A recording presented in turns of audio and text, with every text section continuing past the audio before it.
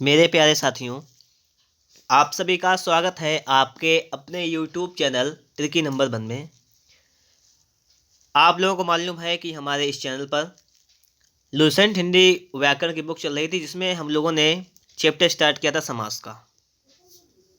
और समास का हम लोग आप लोगों को फर्स्ट पार्ट प्रोवाइड कर दिया था, और आज हमारा ये है सेकेंड पार्ट। फर्स्ट पार्ट में हमने आप लोगों को बताया था समास क्या है, समास के कितने प्रकार हैं, और प्रकार के बारे में भी सारी चीज़ें बता दी थी। ठीक है, आज सेकेंड पार्ट में हम लोग इसको समाप्त कर देंगे। समास चैप्टर सेकंड पार्ट में समाप्त हो जाएगा, और इसके बाद आपको एक मिलेगा टेस्ट। ठीक है, तो समझते रहिएगा। आप देखिएगा कर्मधारय और बहुवचन समास में अंतर क्या होता है, इसको समझिएगा। ठीक है, दोनों में अंतर समझिए पहले कि इन दोनों समासों में अंतर समझने के लिए इसके विग्रह पर ध्यान देना चाहिए। किस पर? विग्रह पर। कर्मधारय समास में एक पद विशेषण या उपमान होता है, जबकि दूसरा पद विशेष या उपमेय होता है। जैसे ये बात चल रही कर्मधारय की, नील गगन में नील विशेषण है, गगन विशेष है। इसी तरह चरण कमल में चरण उपमेय है और कमल उपमान है। अतः ये दोनों उदाहरण कर्मधारय समास के हैं। देखिए, कर्मधारय समास में क्या होता है कि जो सही शब्द दिया गया है नील कमल, नील गगन दिया गया है, तो गगन की विशेषता कैसे? नील मतलब नीला। गगन कैसा है? नीला है। जब विशेष और विशेषण दिया गया हो, उपमेय या उपमा, जिसकी विशेषता बताई जा रही हो, तो वहाँ पे कर्मधारय होता है। जैसे चरण कमल, कमल कैसा है? चरण के समान है। या चरण कैसे हैं? चरण कमल, चरण जो है वो कमल के समान है। इस प्रकार होगा कि चरण जो है वो कमल के समान है, तो यहाँ पे क्या हो जाएगा? कर्मधारय हो जाएगा। विशेषण विशेष की बात कर रहा है। अब देखिए बहुवचन समास में क्या अंतर है, अब वो भी देख लीजिएगा। बहुवचन समास में समस्त पद ही संज्ञा किसी संज्ञा के विशेषण का कार्य करता है। जैसे चक्रधर, चक्र को धारण करता है जो अर्थात श्री कृष्ण। मैंने इसके बारे में बहुत ज़्यादा बातें भी की थी, मैंने आपको बताया भी था। ठीक है, मैंने आपको बताया था कि ये चीज़ जो है जब एक अलग नाम दे, जिसमें ना कोई फर्स्ट मतलब पहला पद प्रधान हो, ना दूसरा पद प्रधान हो, एक नया शब्द बने जो कि उसका नया पद जो हो वो प्रधान हो, तो वहाँ पे बहुव्रीहि होता है। जैसे कल हम लोगों ने एक बात की थी इससे पहले वाली वीडियो में कि नीलकंठ के बारे में। नीलकंठ मतलब कंठ कैसा है? नीला है। नीला है जो कंठ, नीला है जो मतलब कंठ की विशेषता बताएगी कैसा है, तो नीलकंठ नीला है, मतलब कर्मधारय हो जाएगा। और यही नीलकंठ जो हो जाएगा कि नीला है कंठ जिसका, अर्थात शिव, ये किस में आ जाएगा? ये बहुपदीय में आ जाएगा।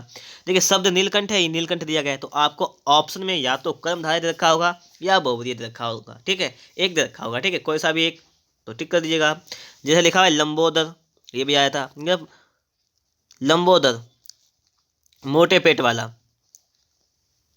ठीक है, तो ये जगह कर्मधारय समास। और अगर लंबोदर है कि लंब है उदर, लंबा है उदर जिसका, अर्थात गणेश, गणेश को कहते हैं लंबोदर, तो जो एक अलग नाम आ गया तो वहाँ पे हो जाएगा आपका बहुवचन समास। इतना डिफरेंस है कर्मधारय में और बहुवचन में। मतलब शब्द एक है, अगर उस शब्द को सिर्फ उसी के हिसाब से देखें, ये उसका हम अलग से अर्थ ना निकालें, तो कर्मधारय, और उसका हम उन शब्द से एक अलग अर्थ मिल जाए हमें, मतलब एक पर्यायवाची जिसका अर्थ मिल जाए हमें, पर्यायवाची शब्द देख रहे हैं, गणेश का पर्यायवाची, तो ये आपका बहुवचन हो जाएगा। नीलकंठ किसका? शिव जी का पर्यायवाची हो जाएगा, ये आपका बहुवचन हो जाएगा। ठीक है, ये बात आपको क्लियर हो रही होगी। हम लोग देखेंगे आगे है द्विगु और बहुवचन समास में अंतर। द्विगु क्या होता है इसमें समझो कि द्विगु एक होता है संख्यावाचक। कैसा होता है? संख्यावाचक। बहुवचन आप जानते हैं क्या होता है, जैसे देखो लिखा हुआ है कि द्विगु समास का पहला पद संख्यावाचक विशेषण होता है। द्विगु का पहला कैसा होता है? संख्यावाचक विशेषण होता है, और दूसरा पद विशेष से होता है, जबकि बहुवचन समास में समस्त पद ही विशेषण का कार्य करता है। आप देखो उसको एग्जाम्पल से थोड़ा समझने का प्रयास कीजिएगा। जैसे लिखा हुआ है चतुर्भुज, चतुर्भुज चार भुजाओं का समूह, तो हो जाएगा द्विगु समूह।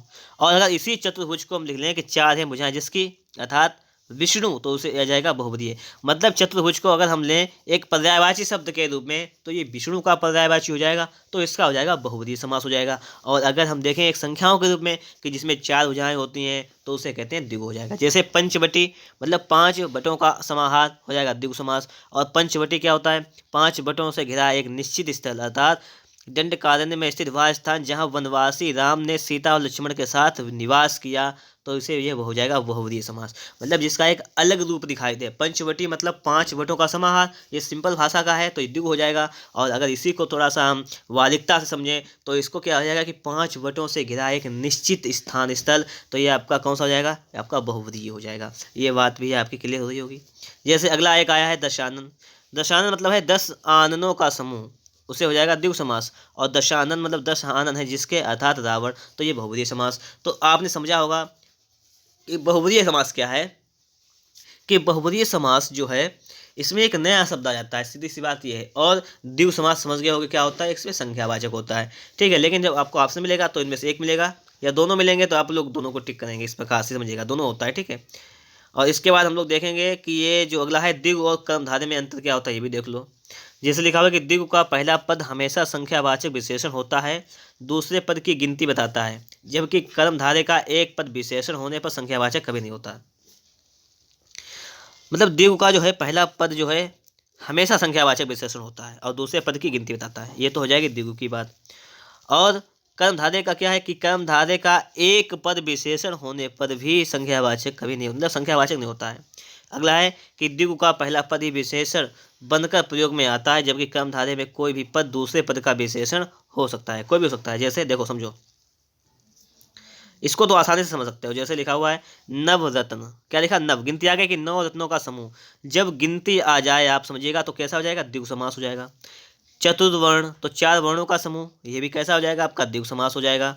आगे पुरुषोत्तम, पुरुषों में जो उत्तम है, मतलब पुरुषों में जो उत्तम विशेषता बताई जा रही है ना, तो उसे क्या कहा जाए, कर्मधारय हो जाएगा। या रक्तोत्पल, मतलब रक्त है जो उत्पल है जो आ जाए या इसके समान आ जाए तो हमें कर्मधारय होता है, तो ये हो जाएगा आपका कर्मधारय। तो इसमें तो कोई ज़्यादा डिफरेंस वाली बात नहीं है, सीधी सी बात यह है कि जो द्विगु समास होता है उसमें पहला शब्द संख्यावाचक होता है, और आपका जो कर्मधारय समास होता है उसमें विशेषण और विशेष होता है।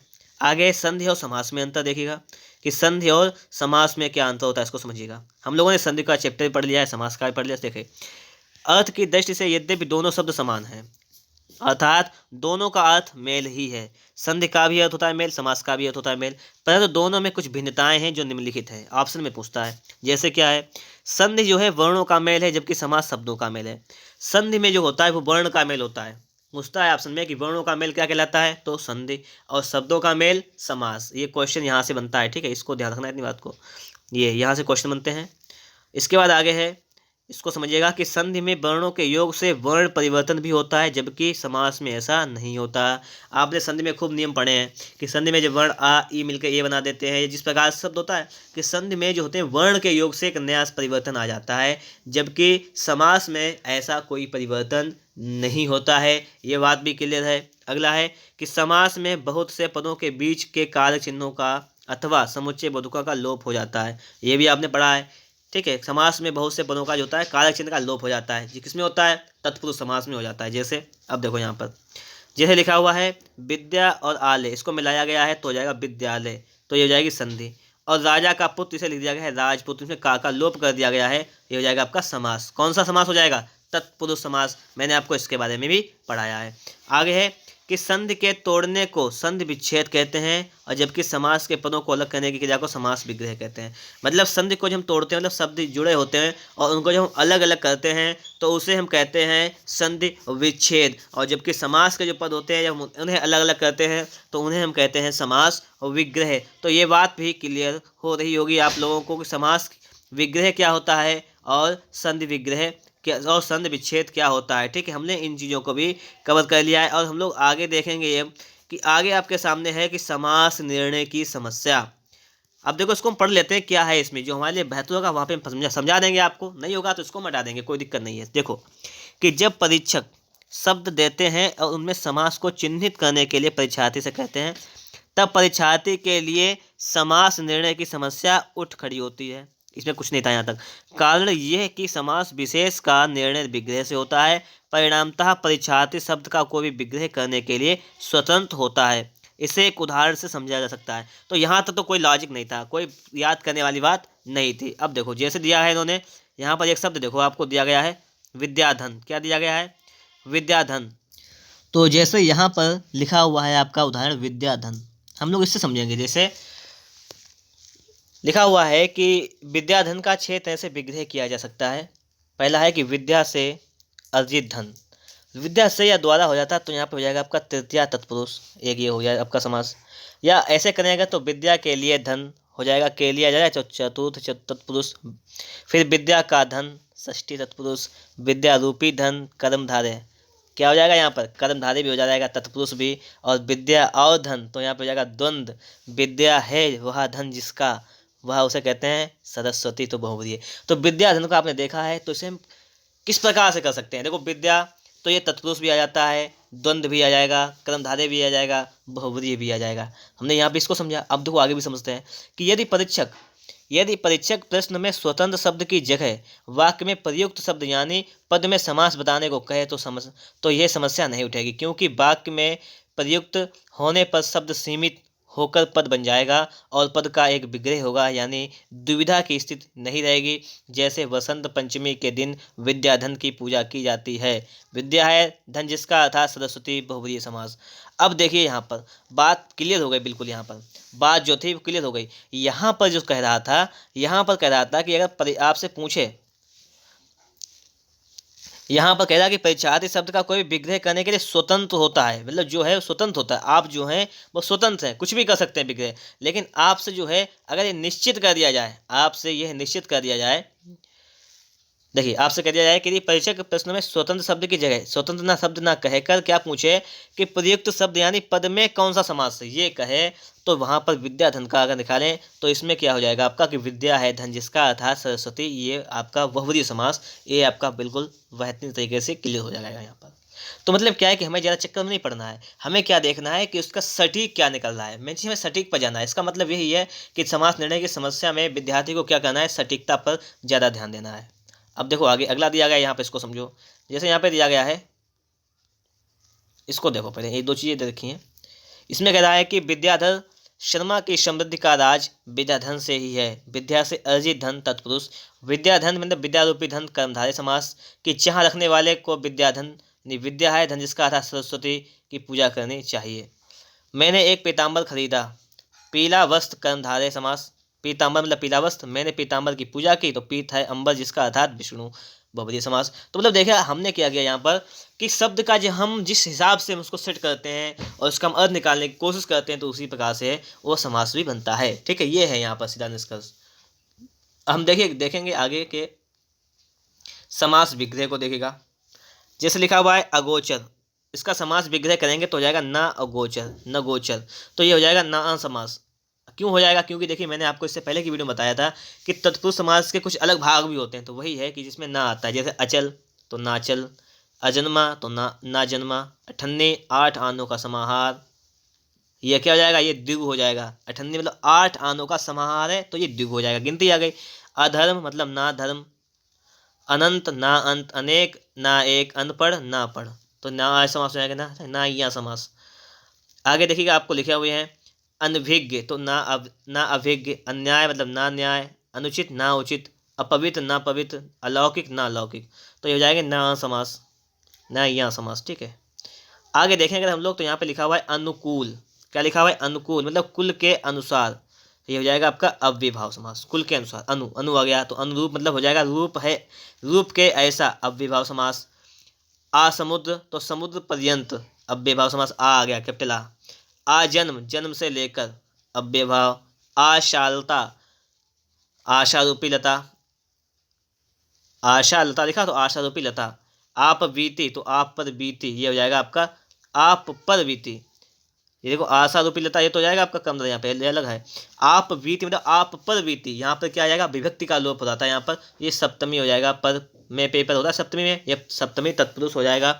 और आकाशवाणी मतलब आकाश से वाणी मतलब पंचमी तत्पुरुष यहाँ पर हो जाएगा, यहाँ पर भी से आ गया, यहाँ पर आ गया। ये बात समझ में आ रही होगी, क्लियर है ना यहाँ पर आप लोगों को। जैसे आगे लिखा हुआ है आकाशवाणी, ठीक है, आकाश से वाणी ये तो हो चुका है, पंचमी तत्पुरुष है। लिखा हुआ आनंदाश्रम मतलब आनंद का आश्रम, ये हो जाएगा आपका षष्ठी तत्पुरुष। उपकूल कूल के निकट हो जाएगा अव्ययभाव, उपकूल मतलब कूल के निकट अव्ययभाव। कटफोड़वा काठ को फोड़ने वाला, ये हो जाएगा द्वितीय तत्पुरुष।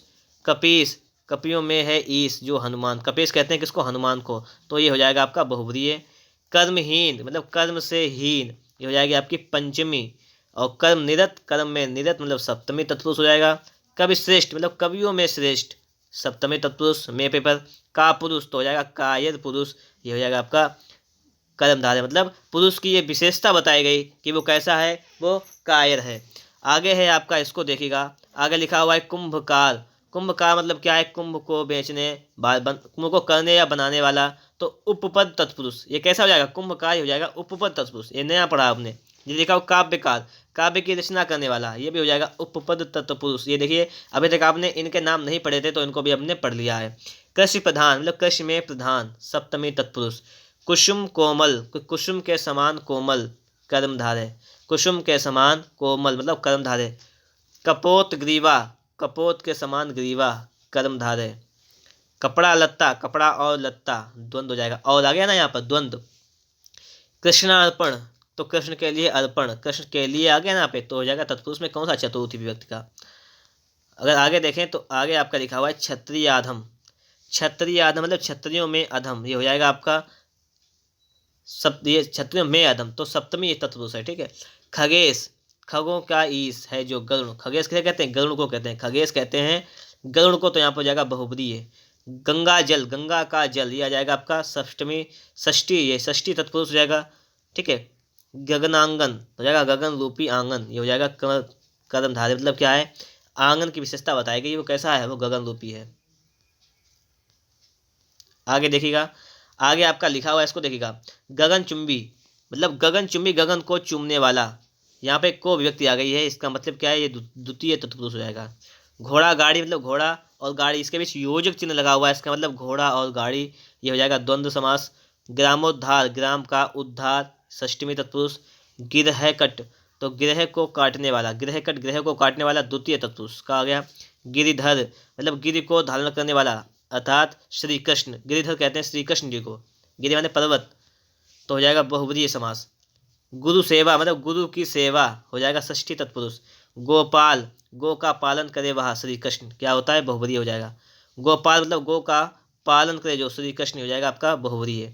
आगे गौरी शंकर, गौरी और शंकर, ये हो जाएगा आपका द्वंद्व। गौरी शंकर मतलब गौरी और शंकर द्वंद्व हो जाएगा। गृहस्थ, गृह में स्थित, ये हो जाएगा उपपद तत्पुरुष। गृहस्थ हो जाएगा गृह में स्थित, मतलब कौन सा हो जाएगा आपका, उपपद तत्पुरुष, ये हो जाएगा आपका उपपद तत्पुरुष। अगर हम आगे समझें तो आगे लिखा हुआ है गृहागत, मतलब क्या है कि गृह को आगत, इसका मतलब यहाँ पे हो जाएगा आपका कर्म तत्पुरुष। आगे घन श्याम, अब देखिए घन श्याम क्या हो जाएगा कि घन के समान श्याम, घनसा श्याम, अर्थात श्री कृष्ण को कहते हैं घन श्याम, बहुब्री हो जाएगा। घर द्वार मतलब घर और द्वार, यहाँ पे द्वंद्व हो जाएगा आपका। और चक्रधर मतलब चक्र को जो धारण करता है अर्थात उसे कहते हैं विष्णु, और ये हो जाएगा आपका बहुब्रीय। चक्रपाणि, चक्र है जो पाणी में जिसके, अर्थात विष्णु, इसे चक्रपाणि की कहते हैं विष्णु को, ये भी बहुब्रीय हो जाएगा। मतलब समझ रहे होंगे आप लोग कि आपको मैं बताऊंगा सिर्फ 2 वीडियो में आपका ये समास चैप्टर बिल्कुल क्लोज हो जाएगा, बिल्कुल समाप्त हो जाएगा, और इसके बाद मिलेगा आपको एक बेहतरीन सा टेस्ट। आपने एक निष्कर्ष निकाला होगा कि बहुब्रीय समास में एक जब नया शब्द आता है मतलब पर्यायवाची शब्द, तो वो बहुब्रीय होता है। वहाँ पर लिखा हुआ है चतुरानन, 4 हैं जिसके आनंद, अर्थात ब्रह्मा जी को कहते हैं चतुरानन, तो ये हो जाएगा बहुब्रीय, ठीक है। चंद्रभाल, भाल पर चंद्रमा जिसके है अर्थात शिव, बहुब्रीय है यहाँ पर। चंद्रभाल कहते हैं शिव को कहते हैं। लिखा हुआ है चवन्नी, चवन्नी मतलब 4 आने का समाहार होता है, चवन्नी से होता है द्विगु समास। चंद्रोदय, चंद्र का उदय, अर्थात यहाँ पर हो जाएगा षष्ठी तत्पुरुष।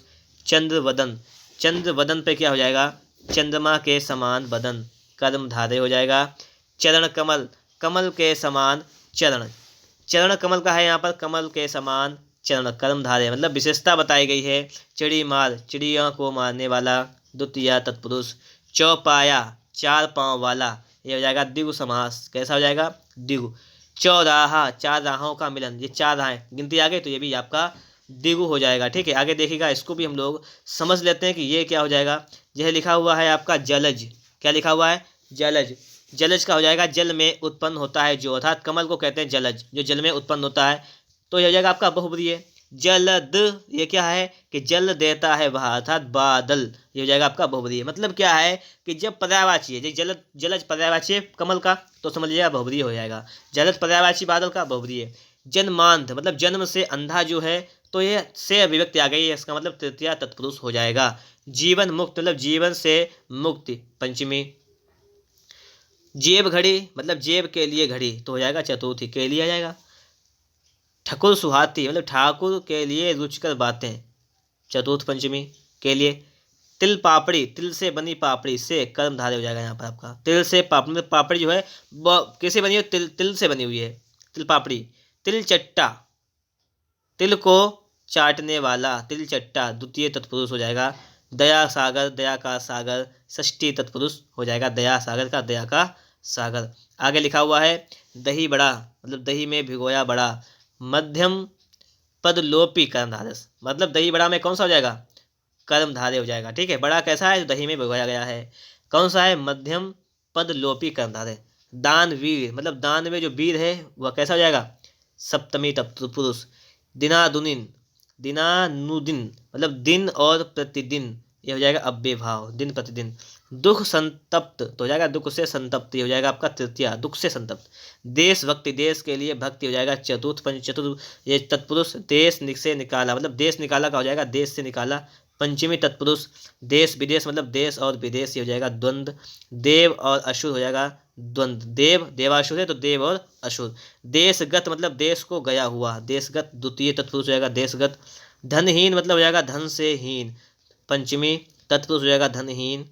ठीक है, अब आगे देखिएगा आपके सामने, यहाँ पर भी समासिक पद और समझ ये लिखे हुए समास, इसको भी समझना है। यह लिखा हुआ है धर्माधर्म, इसको देखो तो हो जाएगा धर्म और अधर्म, धर्म और अधर्म, तो यहाँ पर हो जाएगा आपका द्वंद्व। अलग अलग चीज़ें है ना, धर्म अलग है अधर्म अलग है। धर्म विमुख, मतलब धर्म से विमुख, ये हो जाएगा आपका पंचमी तत्पुरुष। नरोत्तम, नरों में उत्तम, सप्तमी तत्पुरुष। नवयुवक, नवयुवक जो है वो हो जाएगा आपका, युवक कैसा है, वो नव है, नया है, तो हो जाएगा कर्मधारय।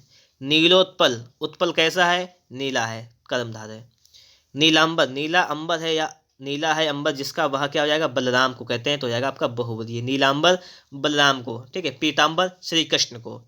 ठीक है, नेत्रहीन, मतलब नेत्र से जो है हीन, पंचमी तत्पुरुष। पकौड़ी, पकी हुई बड़ी, इसे कहते हैं, ये हो जाएगा आपका पकौड़ी, ये पकी हुई बड़ी, ये मध्यम पदलोपी कर्मधारय हो जाएगा। आगे लिखा है पद दलित, मतलब पद से दलित, ये हो जाएगा आपका तृतीय तत्पुरुष। पदच्युत तो हो जाएगा पद से च्युत, ये हो जाएगा आपका पंचमी तत्पुरुष। प्रत्येक तो हो जाएगा एक, प्रत्येक मतलब अव्यय भाव हो जाएगा आपका। प्रतिदिन, मतलब दिन दिन, ये हो जाएगा आपका अव्यय भाव, प्रतिदिन का क्या हो जाएगा, अव्यय भाव। परमेश्वर लिखा हुआ है तो हो जाएगा परम ईश्वर, ये हो जाएगा कर्मधारय। पल पल, मतलब हो जाएगा आपका हर पल, पल पल का क्या हो जाएगा, हर पल, और यहाँ पे हो जाएगा आपका अव्यय भाव। ठीक है, लिखा हुआ है परीक्षा उपयोगी, परीक्षा उपयोगी लिखा हुआ है तो मतलब परीक्षा के लिए उपयोगी, ये हो जाएगा चतुर्थ तत्पुरुष।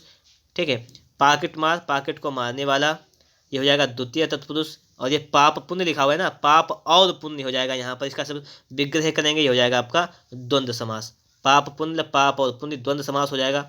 और हम अगर आगे समझें तो आगे लिखा हुआ है, इसको देखिएगा पीताम्बर, ये पादप देखिएगा, पादप लिखा हुआ है पहला, पादप मतलब पैर से पीने वाला, पादप उपपद तत्पुरुष हो जाएगा। यह है पीताम्बर, पीला है अंबर जिसका, श्री कृष्ण। अभी नीलांबर आया था तो हो जाएगा था बलराम का। ठीक, तो ये बहुबरी हो जाएगा। पुत्र शोक, तो मतलब पुत्र के लिए शोक, ये हो जाएगा चतुर्थ। और पुस्तकालय, पुस्तक का आलय, षष्ठी तत्पुरुष हो जाएगा। और हम लोग देखेंगे तो हमारे सामने लिखा हुआ है, बिल्कुल लास्ट रहेगा हमारा, और हमारा समास का चैप्टर बिल्कुल बेहतरीन तरीके से समाप्त हो जाएगा। अगर आप लोगों को वीडियो अच्छा लगा है तो फटाफट से एक बार वीडियो को लाइक कर दीजिएगा। चैनल पर नए हैं, चैनल को आप लोगों ने सब्सक्राइब नहीं किया है तो चैनल को भी सब्सक्राइब जरूर कर दीजिएगा। ये लिखा हुआ है पुस्तकालय हो जाएगा, पुस्तक का आलय घर, अर्थात षष्ठी तत्पुरुष। बार बार मतलब हर बार, यहाँ पे क्या हो जाएगा, अव्यय भाव। मन मौजी, मन को से मौजी, ये मत देखना यहाँ पे योजक लगाए तो ये हो जाएगा द्वंद्व, नहीं, यही तो समझने वाली बात है। ये मतलब एग्जामिनर कन्फ्यूज करने के लिए देता है मेरी चीज़ों को। मन मौजी का हो जाएगा मन से मौजी, तृतीय तत्पुरुष। मन गणंत, मन से गड़ा हुआ, तृतीय। महाशय, महान आशय, कर्मधारय। आशय कैसा है इसका, महान।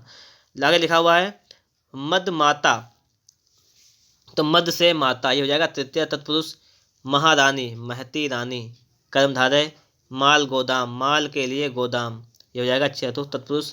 मुरलीधर, मुरली को धरे रहे वह, अर्थात श्री मुरलीधर कहते हैं श्री कृष्ण को कहते हैं, और जब श्री कृष्ण को कहते हैं तो हो जाएगा बहुव्रीहि। आगे मृग नयन, मृग के समान है जिसके नयन, तो हो जाएगा कर्मधारय। यथाक्रम, मतलब क्रम के अनुसार, ये अव्यय भाव। यथाशक्ति, मतलब यथाशक्ति के अनुसार, अव्यय भाव। यथेष्ट, यथा इष्ट, ये हो जाएगा अव्यय भाव। मतलब अव्यय भाव की पहचान भी मैंने बताई थी, यथा भी आ जाए तो ये अव्यय भाव होता है, ये तो सिंपल सी बात है, इतना तो आप समझते हैं। आगे रसोई घर, मतलब रसोई के लिए घर, ये है आपका चतुर्थ तत्पुरुष। राधा कृष्ण लिखा हुआ है तो राधा और कृष्ण हो जाएगा, ये हो जाएगा आपका द्वंद्व तत्पुरुष, द्वंद्व समास, सॉरी द्वंद्व समास हो जाएगा। यह लिखा हुआ है कि रामायण, कि राम का अयन, रामायण मतलब राम का अयन, ये यहाँ पे का आ जाएगा ना तो हो जाएगा षष्ठी तत्पुरुष हो जाएगा। राजकन्या मतलब राजा की कन्या, राजकन्या मतलब राजा की कन्या, तो यहाँ पर भी षष्ठी तत्पुरुष। लंबोदर, लंबा है उधर जिसका कहते हैं गणेश को कहते हैं, और गणेश के लिए हो जाएगा आपका बहुव्रीहि में, ठीक है। लंबोदर किस में जाएगा, ये बहुव्रीहि समास में। लौह पुरुष मतलब लौह सदृश पुरुष, ये हो जाएगा आपका कर्मधारय में। और वज्रायुध हो जाएगा, वज्र है आयुध जिसका अर्थात इंद्र, वज्रायुध कहते हैं इंद्र को, ये हो जाएगा आपका बहुव्रीहि। विद्यार्थी, विद्या का अर्थी मतलब विद्या को ग्रहण करने वाला, ये षष्ठी तत्पुरुष। वीणा पाणी मतलब वीणा है पाणी हाथ में जिसके, उसे कहते हैं सरस्वती, सरस्वती, ठीक है। तो आपका हो जाएगा यहाँ पर भी बहुव्रीहि है। अभी हमने बताया था कि विद्या, एक विद्या वाला शब्द भी आया था, तो उसको भी हम लोगों ने सही से, विद्याधन आया था मतलब विद्याधन ये आया था एक, तो उसको भी हमने क्या गया था, सरस्वती का ही पर्यायवाची उसको लिया था, तो वो भी आपका बहुव्रीहि हो गया था। तो यहाँ पर वीणा पाठ जो है वो भी आपका सरस्वती का पर्यायवाची शब्द हो जाएगा। तो दोस्तों इस प्रकार से हम लोगों ने यहाँ पर समास को सिर्फ 2 वीडियो में कंप्लीट कर लिया है। समास को से हम लोगों ने 2 वीडियो में कंप्लीट कर लिया है। और अगर वीडियो अच्छा लगा है तो फटाफट से एक बार वीडियो को लाइक कर दीजिएगा। चैनल पर आप लोग नए हैं और आप लोगों ने चैनल को सब्सक्राइब नहीं किया है तो आप लोग चैनल को सब्सक्राइब जरूर कर लीजिएगा। और हम लोग अब करेंगे समास का एक टेस्ट सॉल्व करेंगे इसके अगले वीडियो में, ठीक है। तो उस टेस्ट को आप लोग बिल्कुल ईमानदारी से दीजिएगा। समास को पहले पढ़ना है, उसके बाद आपको टेस्ट सॉल्व कर लेना है, ठीक है। मिलते हैं आपको नेक्स्ट वीडियो में।